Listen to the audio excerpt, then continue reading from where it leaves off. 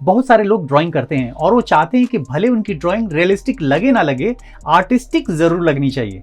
तो आज मैं आपको एक सिंगल पेंसिल से एक पूरा का पूरा ऑब्जेक्ट बना के दिखाऊंगा। 6B पेंसिल के साथ सबसे पहले एक सर्कल बना लेंगे, जो भी ऑब्जेक्ट बन रहा है वो आपको पता चल जाएगा। तो पहला कर्व, दूसरा कर्व, 3, 4, 5 ये सब कर्व मैंने यहाँ पे लगा दिए हैं। तो एक एक कर्व जो है उसको हम स्पेसिफाई करेंगे, उसमें हम डेप्थ देने वाले। तो यहाँ पे अलग अलग उसको पोर्शन भी हम लोगों ने कंप्लीट कर लिया है और ये जो शेप है हमारा ये बताता है कि ये है टोमेटो। तो टोमेटो आज हम लोग ड्रॉ करने वाले हैं। देखो कलर से तो पता नहीं चलेगा, लेकिन हम लोग यहाँ पे आकृति उसके स्ट्रक्चर से पता चल जाएगा। तो यहाँ पे पोर्शन को हम लोग डिवाइड करने वाले हैं। ये जो पोर्शन है जहाँ पे हम लोग हाईलाइट देने वाले हैं, तो हाईलाइट के साथ साथ यहाँ पे उसके पोर्शंस भी आने वाले हैं जो आपको ड्राइंग में बाद में पता चलेगा, क्योंकि वो बहुत डिटेल पार्ट है। तो यहाँ पे सबसे पहले तो अकॉर्डिंग टू लाइट हम लोग यहाँ पे शेड करने वाले हैं। तो जितने भी शेडो एरियाज है ना उसको हम लोग पहले डार्क करने वाले हैं। और ये जो आपको जो डार्क कर रहे हो ना, तो मैं यहाँ पे डायरेक्ट 6B पेंसिल इसलिए यूज कर रहा हूँ ना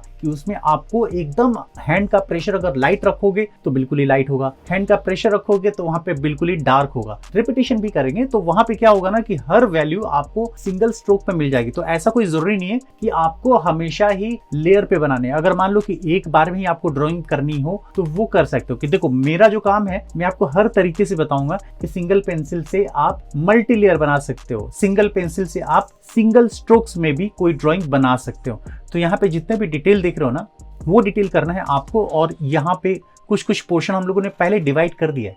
जैसे ऊपर का पार्ट, जो सेंटर का पार्ट ऊपर जो देख रहे हो ना वो हाईलाइट है, तो हाईलाइट को हमें छोड़ के ही करना है। तो जितने भी डार्क पोर्शंस है वो हम लोग करते जा रहे हैं। तो यहाँ पे हमें बेनिफिट मिल रहा है 6B पेंसिल का।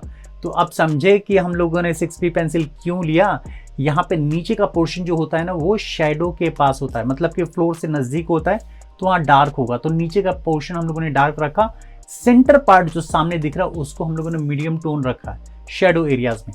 और यहाँ पे टॉप में है बिल्कुल ही ब्राइट, क्योंकि लाइट हिट वहाँ पे कर रही है तो हाईलाइट वहाँ पे रहेगा। शेडिंग वहाँ पे भी होगी लेकिन हल्के हैंड से करेंगे हम लोग यहाँ पे।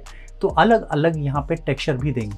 टोमेटो तो देखा ही होगा आप लोगों ने। तो इससे अच्छा है ना कि आप लोग ये तो ड्राइंग करोगे ही, साथ में ना आप एक टोमेटो लेना स्टिल लाइफ की तरह, उसको सामने रखना, यही सेम लाइट अप्लाई करना और वो शेडिंग आपको करनी है यहाँ पे।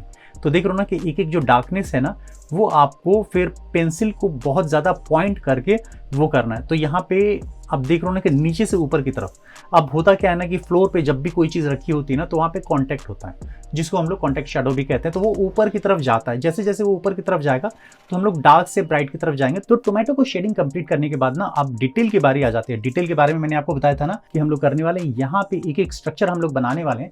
और ये स्ट्रक्चर जो आपको स्टिक दिख रही है उसको हम लोग कहते हैं पेडिसल, और जो आपको लीफ जैसा है ना उसको हम कहते हैं सेपल। तो ये दोनों को हम लोग ड्रॉ करने वाले। कई सारे आपको आकृति स्ट्रक्चर आपको दिख जाएगा।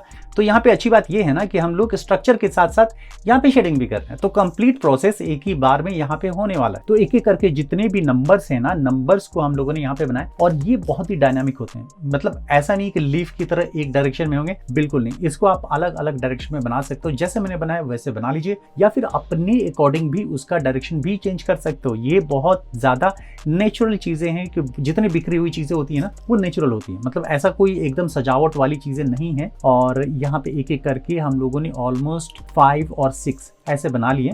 और इसके साथ साथ आपको क्या करना है, अकॉर्डिंग टू लाइट उसका शेडो भी बनाना है। क्योंकि जो आकृति ऊपर की तरफ गई हुई है ना, स्ट्रक्चर बने हुए ना, तो उसकी शेडो भी टोमेटो पे आएगी, जिसको हम लोग कहते हैं कास्ट शेडो। कास्ट शेडो भी हमारा कंप्लीट हो चुका है। अब बारी आ जाती है यहाँ पे कॉन्टेक्ट के साथ साथ यहाँ पे शेडो बनाने की। तो ये दोनों चीजें हम लोग धीरे धीरे कर चुके हैं। और जितने भी हाईलाइट पोर्शन है उसको भी हम लोगों ने वहां पे टेक्सचर दिया। अब बारी आ जाती है फिल एरिया। फिल एरिया में आपको हल्के हल्के सॉफ्ट हैंड से थोड़ा सा ब्लेंड भी करना है, पेंसिल से ही ब्लेंड करना है। ऐसा कोई टूल हम लोगों ने अभी तक यूज नहीं किया। तो अब बारी आ जाती है उसका शेडो की, जिसको हम लोग कहते हैं कास्ट शेडो। ये कास्ट जो है ना वो हो रहा है फ्लोर पे उसका शेडो। तो यहाँ पे हम लोग शेडो भी कंप्लीट कर चुके हैं, बिल्कुल ही हल्का करना।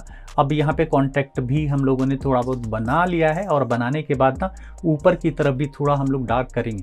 तो यहाँ पे जैसा हम लोग चाहते थे वैसा आउटपुट आ चुका है सिंगल स्ट्रोक्स में, मीन्स कि सिर्फ और सिर्फ पेंसिल स्ट्रोक में।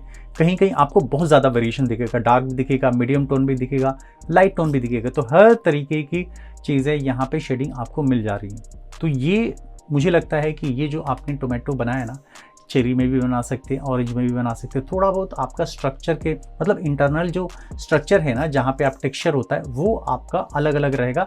और यहाँ पे हम लोग थोड़ा सॉफ्ट लुक भी देना चाहते हैं ना, तो आप अपनी जो इच्छाएं हैं ना आप दिखा सकते हैं।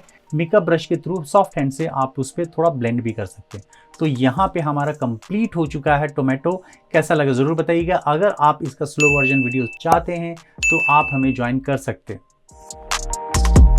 तो YouTube पे जाके आपको टाइप करना है स्केचबुक बाय अभिषेक, मेरा चैनल ओपन हो जाएगा, कई सारे वीडियो दिख जाएंगे। तो उस वीडियो में से कोई भी एक वीडियो आपको सेलेक्ट कर लेना है। ओपन करने के बाद उसमें आपको दिखेगा एक टाइटल बार, जहाँ पे उसका टाइटल होता है, जैसे यहाँ पे Day 1 वगैरह लिखा हुआ है, ड्राइंग फॉर बिगनर्स लिखा हुआ है, उसके जस्ट नीचे आपको एक ज्वाइन बटन दिख जाएगा। ज्वाइन बटन पे क्लिक करना है और यहाँ पे कई सारे ऑप्शन आ जाएंगे, जो कि अब तो 29 रुपीज़ से भी आ चुका है। तो यहाँ पे आपको क्लिक कर देना है ज्वाइन बटन, और उसमें आपको पेमेंट कर देने के बाद आप एक्सेस कर सकते हो वीडियोज़ को।